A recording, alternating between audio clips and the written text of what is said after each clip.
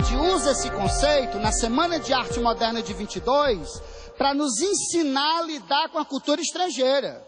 Meu filho, não vá querer ser como o francês, não. Mas você pode tirar dele o que ele tem de bom para você. Faça como os índios canibais, que devoravam a carne do estrangeiro, não para ficar igual a ele, mas para tirar o que ele tem de bom que pode me tornar melhor. A Tropicália fez isso.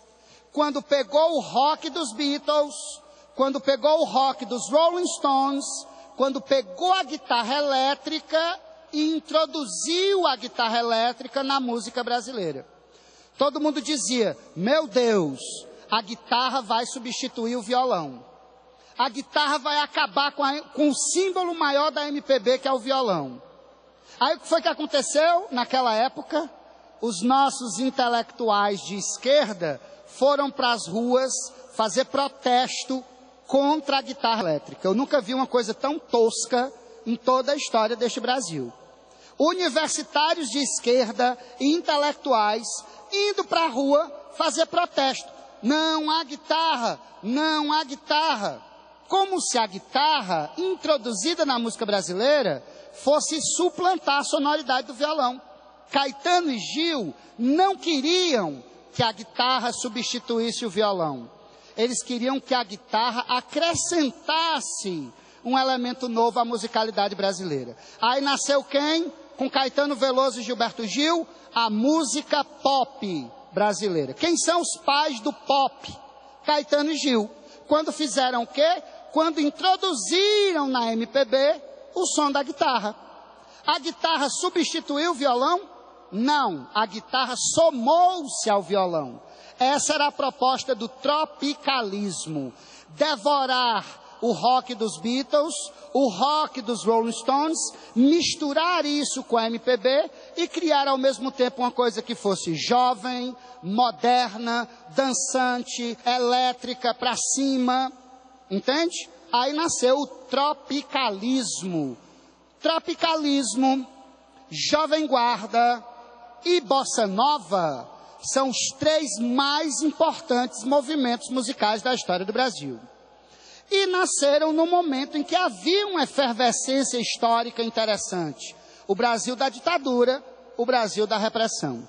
Entende? Então é muito recorrente nós associarmos esses três movimentos à história do Brasil do final dos anos 50, que é o período do Juscelino Kubitschek, e toda a década de 60, que são os chamados anos de chumbo. Ok? A Bossa Nova está para o período de Juscelino Kubitschek, assim como a Jovem Guarda e a Tropicália estão para os anos de chumbo da ditadura militar. Passou o período negro da ditadura. 78, 79 começa a anistia. Com a anistia, os centros acadêmicos, os diretórios estudantis das universidades são reabertos. Com a reabertura dos centros acadêmicos, surgem os festivais universitários da canção. E nos festivais universitários da canção, nós vamos ver surgir o chamado segundo time da música brasileira. Quem é o primeiro time? É o Vinícius, é o Tom Jobim, é o João Gilberto, é o Roberto Carlos, é o Erasmo Carlos, é o Caetano, é o Gil, é o Chico. Quando acontece a anistia e os festivais universitários começam a eclodir, vem um segundo time. Quem é esse segundo time? Djavan, Tim Maia, Jorge Ben com o samba rock. O Ceará entra no cenário na década de 70 com o festival intitulado Massa Feira e um famosíssimo grupo intitulado O Pessoal do Ceará. Raimundo Fagner, Belchior, Ednardo, Tete, Roger Rogério, Fausto Nilo, não é isso? O que é que nós temos então? O segundo time da MPB. Quando é que surge esse segundo time da MPB? Com os festivais universitários, ok? Ok, a música então, ela vai se hibridizando, ela vai se modificando ao longo desse tempo. Década de 80, Brasília, o rock protesto. É o surgimento da música jovem de protesto. Legião Urbana, Plebe Rude, Paralamas do Sucesso. as bandas de Brasília da década de 80 dão origem ao que se chama o rock nacional, o rock brasileiro. Nos anos 90, Recife, com Chico Science e Nação Zumbi, o Mangue Beat, que é uma mistura de rock com maracatu, de rock com ritmos regionais. Nessa mesma época, final dos anos 80, surge esse forró comercial. Bom, forró, sertanejo, axé e funk carioca, eu vou pedir licença a vocês para não entrar muito nessa seara, primeiro porque eu acho isso indústria cultural. O que é indústria cultural? É a música de massa, é a música que dá dinheiro. Você tem aqui no Ceará 3 ou 4 empresários que monopolizam praticamente todas as bandas de forró. A preocupação principal do forró que se toca hoje não é com a identidade cultural, é com lotar as casas de forró. É a mesma preocupação que a gente vê com a Axé Music, com esse tal desse sertanejo universitário. Eu estou doido que esses universitários se formem logo e vão, sabe, para Harvard fazer MBA, para que acabe esse sertanejo universitário, porque isso é música comercial. O interesse principal disso aí não é musical, não é cultural, não é artístico. E o mesmo vale para o campo, pro funk carioca, Anitta com 2 T's e coisas desse tipo. Ok? E hoje, as experimentações da música eletrônica, né? Hoje, se você me perguntar, João Filho, o que é que está acontecendo na música brasileira hoje? Ainda não sabemos direito, mas seja como for, passa necessária e pelo uso do computador, pelo uso dos sintetizadores. Hoje, qualquer experiência musical que se diga nova, moderna, necessariamente vai introduzir o sampler, o groove, os dubs, os overdubs e por aí vai, que são recursos eletrônicos que acrescentam novos elementos à música. Para nós fecharmos essa discussão, diga, meu amor, vamos para as questões. Eu queria dar uma olhadinha com vocês num texto. Esse texto, meus queridos, ele está aqui na página 27, tá? Na página 27. Muito bem, professor, o que foram os anos dourados no Brasil? Os anos dourados foram os anos 50, né? Foram os anos da Bossa Nova, foram os anos do Brasil do moderno, do progresso, o Brasil da construção de Brasília. Os anos dourados foram os momentos de glória do Brasil que antecederam a ditadura de 64. Bom, meus queridos, na página 27... só para a gente fazer uma leitura rápida e tentar sistematizar algumas discussões. Veja bem, momento Bossa Nova. Nos anos de 1940, o samba-canção já era uma alternativa para o samba tradicional. Batucado, quadrado.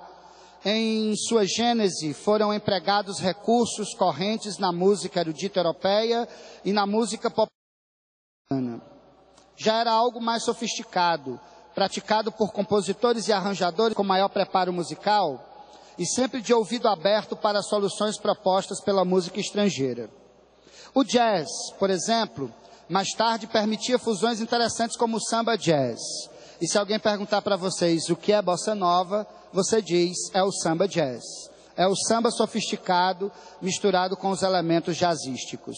E o samba moderno, com arranjos grandiosos e com base nos instrumentos de sopro. Mas em termos de poesia e expressividade, o samba-canção tendia a manter seu caráter escuro, sombrio, com muitos elementos que lembravam a atmosfera tensa e pessimista do tango argentino e do bolero, gêneros latinos por excelência. O samba-canção esteve desde logo ambientado em Copacabana, lugar de vida noturna intensa, boates esfumaçadas, mulheres adultas e fatais envoltas no clima de pecado e traição. Enquanto a bossa nova ambientou-se mais para o sul, em Ipanema, além de tornar-se representativa de um público mais jovem, amante do sol e da praia. Nesse ambiente solar, a mulher passou a ser a garota da praia, a namorada. Deu-se um descanso às imagens de amante proibida e vingativa com uma navalha na liga. E as letras da bossa nova não tinham nada de enfumaçado. Era uma saga oceânica, a nado numa prancha ou num barquinho. Seus compositores prestaram todos os possíveis ao mar e ao verão. Esse mar e esse verão eram o mar e o verão de Ipanema. Não é? A bossa nova levou aos extremos a tendência intimista de cantar sobre temas do cotidiano, sem muita complicação poética. Em vez da negatividade do samba-canção, explorou ao máximo a positividade expressa e um otimismo sem precedentes. Esse foi o grande traço distintivo entre a bossa nova e o samba-canção. Samba-canção tocado no rádio, bossa nova tocada na TV. Samba-canção triste e melancólico, bossa nova alegre e positivo. Samba-canção, grandes vozes, bossa nova, vozes intimistas e introspectivas. Entende? É aí que se dá a transição entre esses dois movimentos. Ok? Esse foi o grande traço distintivo entre a bossa nova e o samba-canção. O otimismo diante do amor trouxe consigo imagens de paz e estabilidade. Possibilidades por relacionamentos amorosos felizes e amores correspondidos, sem as cores patológicas e dramáticas que tanto marcavam os sambas-canções. Mesmo a dor, quando ocorria, era encarada como um estágio passageiro, deixando de assumir o antigo caráter terminal. A partir do texto apresentado, aponte uma alternativa que não caracteriza a bossa nova. O que é que vocês acham? Que não é da bossa nova? A dor, né, como fato dominante da existência. Letra D de dado. Essa letra D de dado caracteriza o samba-canção. Veja bem, segundo o texto, qual o principal traço distintivo da bossa nova com relação ao samba-canção? No que foi que a bossa nova, sobretudo, se diferenciou do samba-canção? Quando trouxe o jazz, perfeito, quando trouxe o jazz. Veja bem, a influência do jazz, né? O principal traço distintivo da bossa nova em relação ao samba-canção. A influência do jazz, ela existiu, perfeito. Mas vocês ouviram aqui The Ladies a Tramp, uma música do Frank Sinatra, cantada por quem? Calbi Peixoto. Quem era Calbi Peixoto? Cantor do rádio. Ok? O Tom Jobim radicalizou a influência do jazz na música brasileira. Mas de modo ingênuo, de modo acanhado, ela já existia no Calbi Peixoto, por exemplo. O item está coerente, mas tem um outro que preenche melhor a informação. Qual foi a principal diferença da bossa nova para o samba-canção? As coisas positivas. A bossa nova introduziu a coisa alegre, a coisa para cima, a coisa do alto astral. Questão de número 13, portanto, letra C de casa. Moçada, eu queria que vocês, por favor, fizessem uma anotação, bem aqui na página 29, tá? Que são alguns gabaritos que eu queria que vocês, por favor, anotassem nesses espaços em branco. Eu já fui avisado aqui que vocês têm que ir para casa, a gente não pode estourar o tempo, tem um transporte, né, tem toda uma questão logística, eu não queria prendê-los aqui mais do que o tempo necessário para o seguro deslocamento de vocês para casa. Então eu pediria, por favor, que vocês anotassem. Primeira questão, letra B de bola. Segunda questão, letra C de casa. Terceira questão, letra D de dado. Quarta questão, letra A de amor. Quinta questão, letra E de Eva. Sexta questão, E de Eva. Sétima questão, C de casa. Oitava questão, D de dado. Nona questão, E de Eva. Décima questão, D de dado. 11ª questão, B de bola. Ok? Muito bem. Meus queridos, espero que vocês tenham aproveitado bem essa tarde de Dia dos Pais. Foi um momento de sacrifício, mas espero ter contribuído minimamente para o sucesso de vocês. Um abraço carinhoso, voltem com segurança para casa e que Deus os acompanhe. Um abraço e até mais.